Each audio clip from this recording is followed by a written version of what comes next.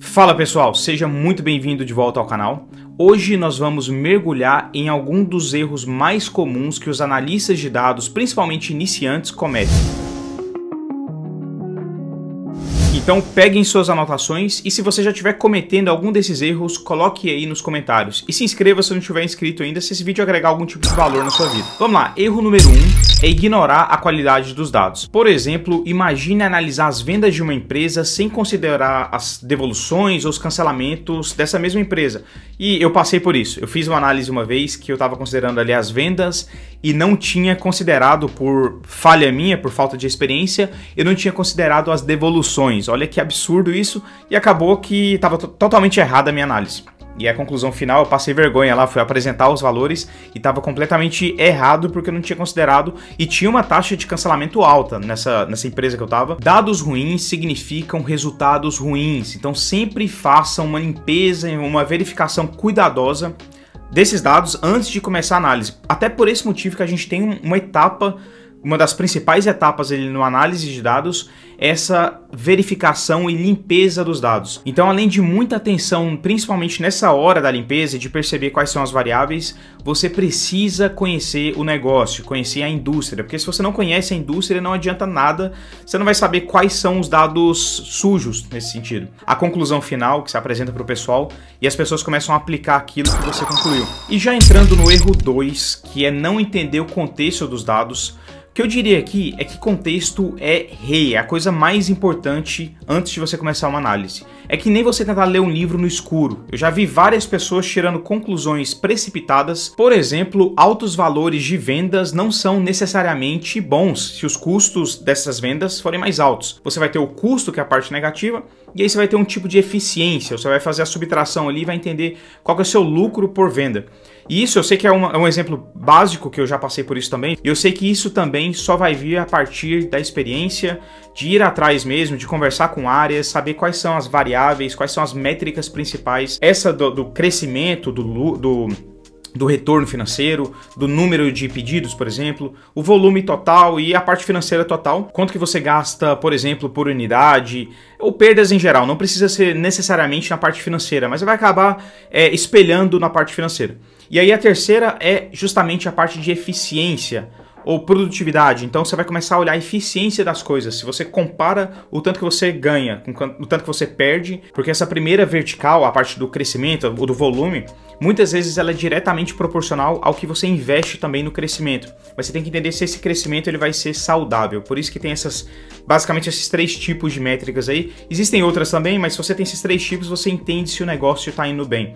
Ter essa mentalidade vai te ajudar a começar com o pé direito em qualquer análise que você for fazer. Porque aí você não vai fazer um dos maiores erros, e eu já cometi várias vezes, eu dei só um exemplo aqui, provavelmente você vai tomar uma decisão ruim, porque você vai deixar de crescer ou você vai crescer a qualquer custo e perder dinheiro. E o erro número 3 é ficar preso a uma única ferramenta. Então é muito comum isso, principalmente se você tem uma preferência por ferramentas. E se apegar demais a uma única ferramenta é como tentar cozinhar todos os pratos com a mesma receita. Então as coisas têm que ser diferentes, você tem que entender o contexto e entender para aquela ocasião qual que vai ser a melhor ferramenta para trazer o resultado mais eficaz e mais eficiente.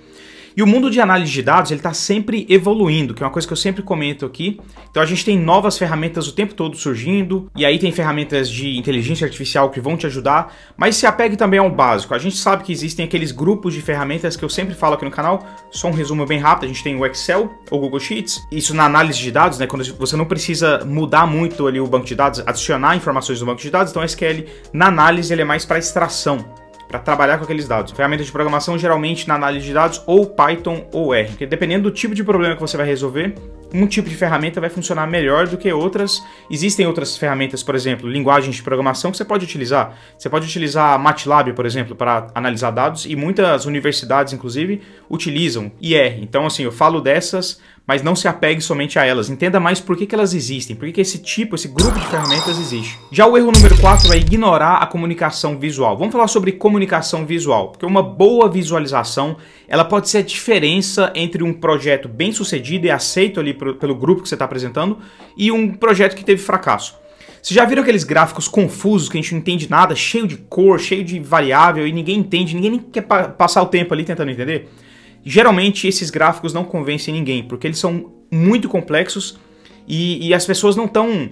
Elas não têm tempo para isso. Você tem que pensar o seguinte, se você está analisando dados, que é o seu dia a dia ali, você até gosta de ver gráficos, você gosta de ver coisas complexas, gráficos, sem dúvidas, é a melhor forma de representar ali aquele resumo do que você analisou. As conclusões, o que a gente tem que fazer, gráficos e um conjunto de bullet points. Então, eu já fiz isso diversas vezes, a gente quer mostrar que a gente sabe e realmente a gente trabalhou muito tempo ali na análise, teve toda a parte da limpeza que eu já comentei aqui no vídeo, tem toda a parte da análise e a gente quer colocar isso no gráfico. Porque a gente pensa assim, se eu faço um gráfico simples demais, parece que o trabalho não foi tão bem elaborado.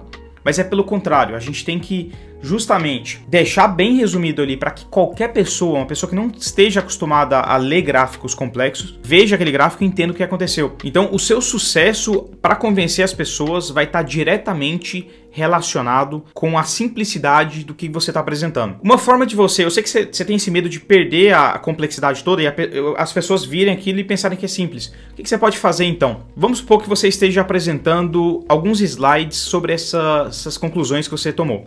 Como é que eu faria? E geralmente eu faço. Eu tenho ali já no começo a conclusão final, ou seja, esse gráfico simples que já traz a conclusão, que as pessoas vão entender. Então eu venho já com a mensagem do que eu quero convencer as pessoas, o que eu quero apresentar ali, porque isso já prende a atenção, já tem a conclusão ali no começo. Depois disso, você pode utilizar outros slides ou links ali, e aí você consegue vender também o seu trabalho, o quão difícil foi fazer aquilo tudo, que eu não acho que tem que ser a coisa mais importante não, tá? O mais importante é você convencer as pessoas e a empresa conseguir ter sucesso naquilo, porque eu acho que os resultados vão vir para você indiretamente a partir disso. Mas tudo bem, se você quer mostrar que você fez uma análise bem complexa, coloque o gráfico simples, os bullet points simples, e aí você coloca os links ou coloca em outros slides, aí você pode comentar, eu não vou passar muito tempo aqui falando sobre os detalhes, mas se vocês quiserem saber mais, podem entrar em contato comigo e tudo mais, e aqui tem os links também, vocês podem entrar lá e verem por conta própria. Pela minha experiência, essa é a melhor forma de convencer as pessoas sobre a sua ideia e também mostrar que você fez bem ali seu trabalho e conseguiu sintetizar aquilo de forma simples para outras áreas também. Então não tem esse receio aí de que as pessoas vão ver um gráfico simples e vão achar que seu trabalho não foi bem feito. Claro, além disso, aprenda a fazer gráficos bonitos. Tem que ter uma ideia de estética, de cor, de como é que você coloca, tamanho de fonte, quantas variáveis você pode colocar para determinados gráficos. Eu já fiz 2 vídeos aqui no canal onde eu falo de gráficos. Tem também um conteúdo que vai sair em pouco tempo, onde eu vou explicar ainda mais, dar mais detalhes sobre isso. De qualquer forma, eu vou deixar os links aí na descrição, em algum lugar aqui da tela, para esse vídeo que eu comento sobre os diferentes tipos de gráficos e quando utilizar cada um deles. Isso é um conhecimento que é muito difícil achar por aí, e esse tipo de vídeo acaba não fazendo tanto sucesso quanto outros que eu trago aqui no canal. E é um vídeo muito importante. Por último, mas certamente aqui, não menos importante, é a validação dos resultados que você gera. É como se você construísse uma casa sem verificar os alicerces. Eu já vi muita gente confiante demais nos resultados que elas geraram, e aí no fim elas estavam completamente erradas. Isso acontece muito na área de dados também, porque a gente tem essa vontade, pelo menos eu tenho isso aí, essa vontade de estar certo o tempo todo. Se eu fiz uma análise baseada em dados, eu conheço aqui as ferramentas, eu domino essas ferramentas, eu não quero estar errado. Porque imagina, se você tiver uma opinião sobre uma coisa, mas você não dedicou tanto tempo assim sobre essa opinião, é mais fácil de alguém te convencer que você está errado. Agora, se você passou horas ou dias ali analisando, chegando em conclusões, utilizando essas ferramentas muito complexas, que você teve que gastar tempo na sua vida também aprendendo, para no final das contas você estar errado, isso é muito ruim para nossa autoestima, mas faz parte do nosso dia a dia. Você tem que estar preparado para estar errado, para estar errada no seu dia a dia também. Então a melhor forma de evitar isso é sempre utilizar diferentes métodos para verificar essas análises e também não se esqueça de buscar por feedback, ter contatos bons ali na empresa, onde que você possa, sei lá, perguntar, pedir uma opinião sincera da pessoa se aquilo faz sentido ou não. Não é que você tem que fazer isso todas as vezes, mas tenha isso como um backup ali. E isso até me lembra um colega de trabalho que eu tive, que era um gênio assim, na área de dados, só que ele estava sempre muito fechado para qualquer tipo de feedback. E aí, acho que talvez seja até uma sorte que eu sempre tive na minha carreira, sempre perguntar às pessoas se faz sentido, tá sempre aberto ali para feedback e tudo mais, assim como eu faço aqui no canal. Tô sempre aberto a escutar a opinião de vocês, a adaptar, ajustar para o que funciona. Só que, claro, tem hora que a gente tem que tomar a nossa decisão e mesmo que tenham várias pessoas falando o inverso, você tem que tomar a decisão. Mas, então, buscar esse equilíbrio, eu acho que eu sempre tive sorte nisso por ter esse equilíbrio mais ou menos ali bom. Porque esse colega meu de trabalho, ele era um gênio mesmo em várias coisas na área de dados, só que ele tava sempre muito fechado. Então, às vezes ele tava errado, até nas vezes que ele tava certo, pega mal pra pessoa, porque as pessoas começam a ter medo de darem feedback pra pessoa ou comentarem alguma coisa que poderia ser otimizada na análise. E além disso, as pessoas começam a ter medo de trabalharem com ele em projetos conjuntos ali. Então isso, além de te atrapalhar na hora de ter excelência nas suas análises, ter feedback de outras pessoas, porque opiniões diferentes na área de dados é uma das melhores coisas que você pode ter dentro de uma empresa, porque o ponto de vista mesmo que, eu sei que a gente fala muito de data-driven, de análises que são voltadas a dados, mas mesmo sabendo que muita coisa é matemática, 2 mais 2 é igual a 4 em qualquer lugar do mundo, a gente parte de um pressuposto, quando a gente inicia a análise, tem uma coisa interna nossa, tem uma coisa subjetiva, então talvez a forma que você tenha iniciado antes de começar a analisar as coisas seja diferente, tem um ponto de vista diferente de outras pessoas ali na empresa. E a forma que você vai contar essa história, ela vai ser totalmente biased, vai ser totalmente voltada ali para sua opinião, para sua forma de ver o mundo.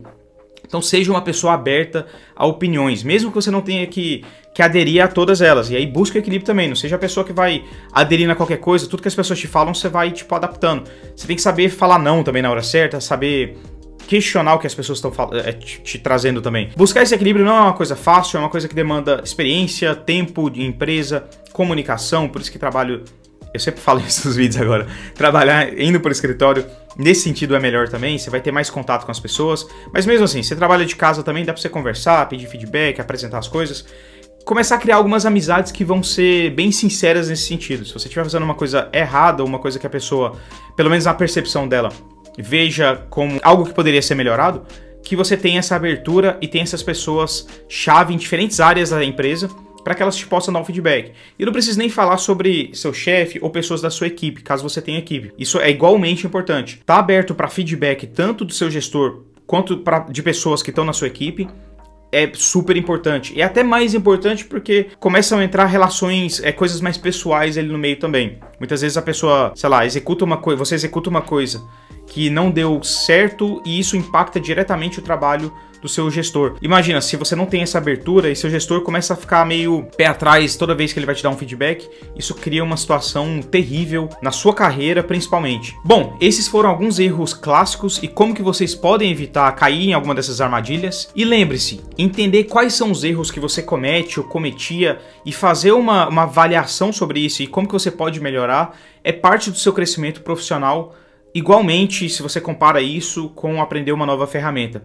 Espero que o vídeo tenha sido útil. Vocês vão ter que me aguentar mais aqui agora, porque eu vou começar a postar mais, como eu comentei no vídeo anterior. Eu tô com um setup mais simples de organizar. E é isso aí. Espero que o vídeo tenha sido útil para você. Se inscreva no canal se não tiver inscrito ainda. Um abraço e até o próximo vídeo.